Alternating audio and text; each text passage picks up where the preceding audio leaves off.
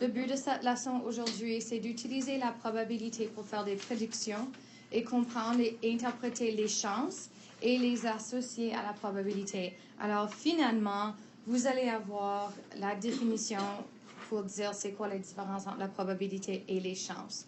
Je vous ai déjà parlé des jeux aux chances équiprobables. C'est un jeu où la probabilité que tous les joueurs et joueuses gagnent est égale.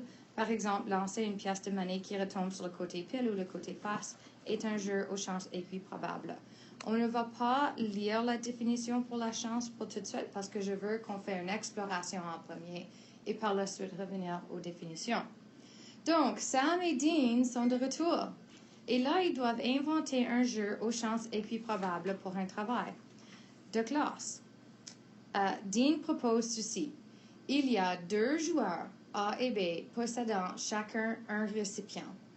Chaque joueur dépose 3 bandes de papier identiques numérotées 1, 2 et 3 dans son propre récipient.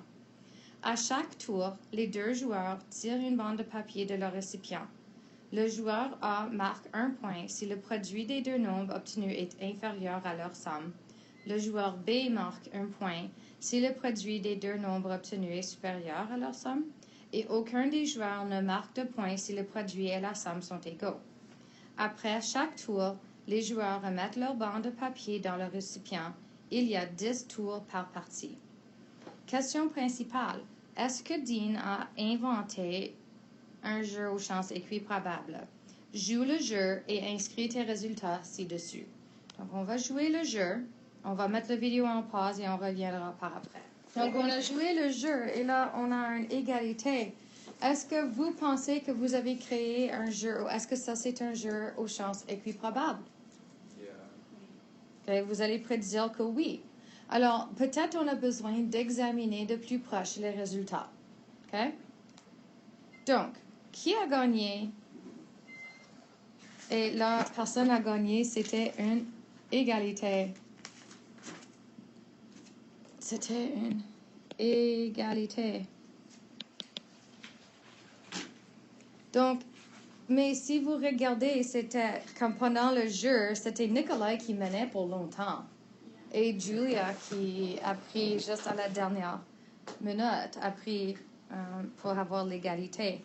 Si tu étais pour jouer une autre fois, est-ce que tu penses que ce serait mieux d'être joueur A ou joueur B? Je pense A. Pourquoi A? Parce que j'ai remarqué que chaque fois qu'un de nous deux a pigé un A gagné. OK. Oh, j'ai quelque chose. Donc, Yeah, c'est toujours plus petit. chaque fois que qui tirait un 1? N'importe qui tire un, c'est toujours A qui gagne parce que. Yeah.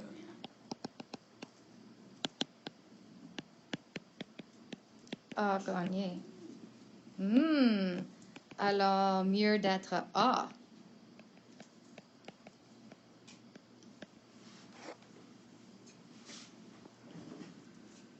Est-ce qu'en jouant ce jeu une seule fois, tu peux déterminer s'il s'agit d'un jeu aux chances équiprobables? Mais dans votre cas, vous avez eu une égalité. Est-ce que vous êtes assez certaine que dire que c'est un jeu aux chances équiprobables? Ou est-ce que vous voulez jouer, vous voudrez jouer une autre fois? Sure. Yeah, je pense que ça sera important.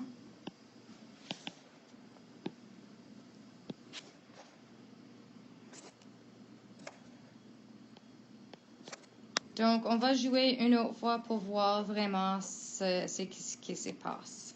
Bon, les choses sont intéressantes. Maintenant, on l'a joué 2 fois et c'était quand même égalité. Donc, la grande question, est-ce que c'est un jeu équiprobable? Alors là, on va examiner. Ça, c'était notre probabilité expérimentale. Faisons le théorie derrière ça. Pour remplir ces tableaux, je n'ai pas ajouté des choses. Donc, ça devrait être A, B, B, B, comme le long. Et vous allez remplir les tableaux. Ça, c'est ce que le monde tire. Donc, comment ça fonctionne? A tire un 1, B tire un 1. Le produit, on va le remplir. OK, le produit, c'est 1. Produit.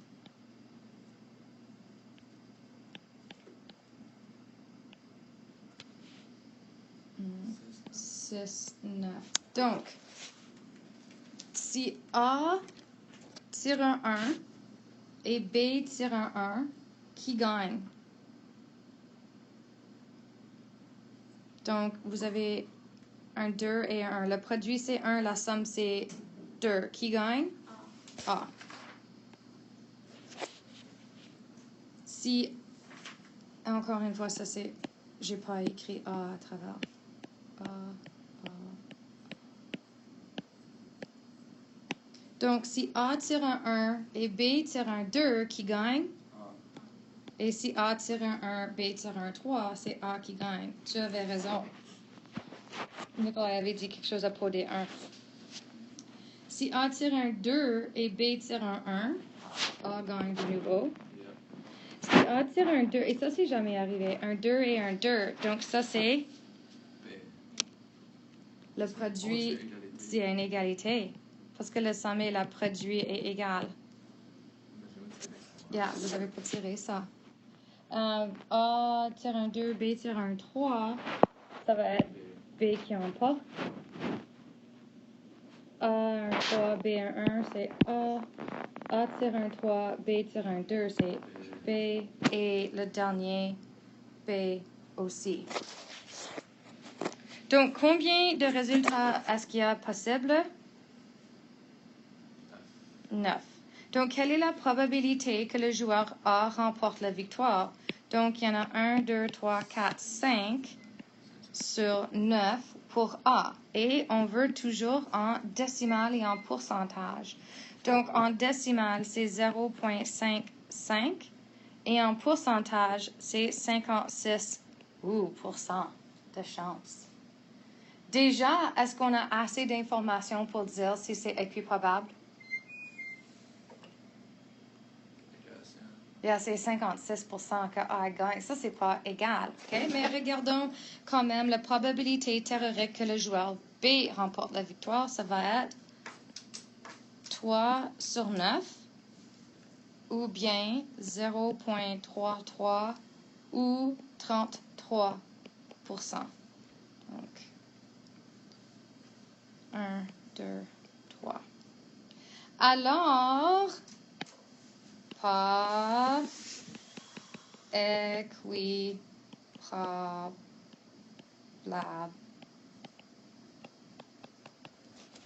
OK? Joueur A, yeah. A est 22% plus grand que B. Donc, si on fait A à 22, A a 22% de chance, de probabilité de plus que B.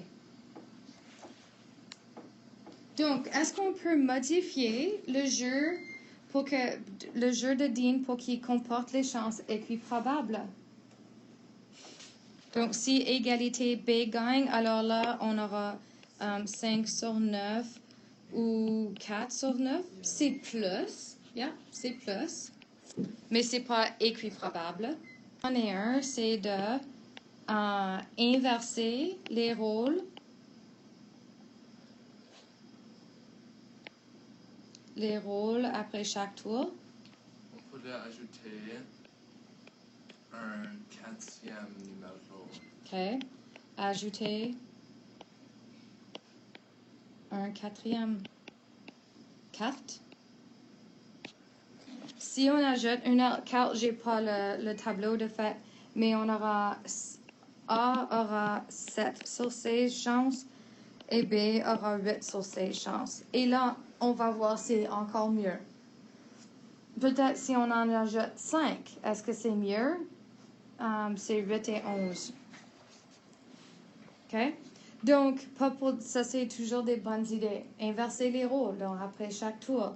Et ça veut dire que c'est 5 sur 9 et 3 sur 9 à un tour. Puis l'autre tour, c'est 3 et 9 et 5 et 9. Et si on fait ça après chaque tour, on a un nombre pair de tours. Ça va le rendre équiprobable. OK? Les jeux... OK. Étudiez les jeux ci-dessus s'il s'agit d'un chance aux chances équiprobables. Si ce n'est pas le cas, qui a l'avantage? Explique les réponses. Donc, Mathis et Patrice, je vais juste expliquer. On va passer à travers les 3 exemples ensemble. Je vais mettre ça en pause et là, je vais remettre les réponses à la fin. OK, donc, Mathis et Patrice, c'était un jeu équiprobable. Les 3 pièces de monnaie, on a vu que c'était c'est pas du tout équiprobable parce qu'il y avait seulement une façon d'avoir 3 faces, une façon d'avoir 3 piles. Donc, pas équiprobable. Dans les sommes, si on fait le tableau, on va voir qu'il y en a 15 supérieurs à 7, 15 inférieurs à 7. Oui, c'est équiprobable. La probabilité de 120% est un absolument non parce que ça doit être entre 0 et 1. Une raccourci de pensée à expérimental, c'est de penser au favorable sur le nombre d'essais. Et théorique, c'est le favorable sur tous les résultats.